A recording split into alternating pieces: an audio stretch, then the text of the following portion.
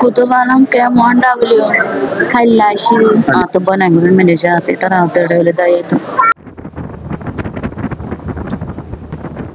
বাস্তুচ্যুত রোহিঙ্গাদের অনেকে পাড়ি দিতে চায় স্বপ্নের মালয়েশিয়ায়, যেখানে আরাম আয়েশে জীবনযাপন আর স্বজনদের কাছে পেতে তাদের একমাত্র লক্ষ্য ও উদ্দেশ্য। আর এই সুযোগ কাজে লাগিয়ে দালালরা সক্রিয় হয়ে উঠেছে উখিয়া টেকনাফে, যেখানে রোহিঙ্গাসহ স্থানীয়দের নানা প্রলোভন দেখিয়ে অবৈধ পথে মালয়েশিয়া নিয়ে যাবার নামে বিভিন্ন অপরাধ সংঘটিত করে আসছে দালাল চক্র। সাগরপথে কোস্টগার্ড সহ নানা আইনশৃঙ্খলা বাহিনীর তৎপরতার মধ্যেও থেমে নেই দালালদের দৌরাত্ম্য। সর্বশেষ শুক্রবার ভোরে মালয়েশিয়া পাচারের উদ্দেশ্যে টেকনাফ বাহাচড়া পিনিশভাঙ্গা পাহাড়ি এলাকা থেকে বন্দী অবস্থায় ৪৪ জন নারী পুরুষ ও শিশুকে উদ্ধার করে কোস্টগার্ড।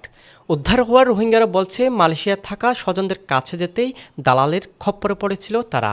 পরে কোস্টগার্ডের অভিযানে উদ্ধার হয়। Kailashi. Malaysia. Bab. Era যায় তাই বাদে ঠিক করে না মরি যাবো তো বনাগুলো মালয়েশিয়া আছে তারা আমাদের হলে দায়িত্ব ইতা বিতা না বাসা বানানো কেন আমি হলে যাই না আসলে দেখা যায় মানুষের নামাতে আসবে। কোস্টগার্ড বলছে গোপন সংবাদের ভিত্তিতে ভোরে অভিযান চালিয়ে ৪৪ জন রোহিঙ্গাকে উদ্ধার করে তারা। মূলত মালয়েশিয়ায় উন্নত জীবনযাপনের আশায় রোহিঙ্গাদের ফাঁদে ফেলেছিল সংঘবদ্ধ চক্র। চক্রের এমন সদস্যদের নির্মূলের কথাও বলছে কোস্টগার্ড।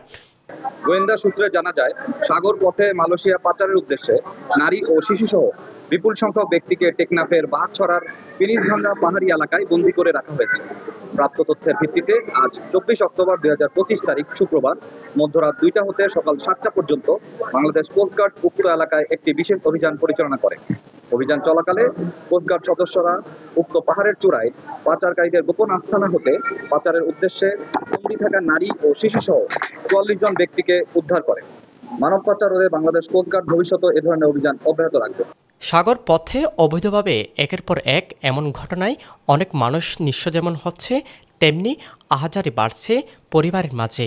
তাই এই চক্রের সদস্যরা যেন মাথাছাড়া দিয়ে উঠতে না পারে সেদিকে নজর দেওয়ার আহ্বান সচেতন মহলের। News desk, পেনুয়া।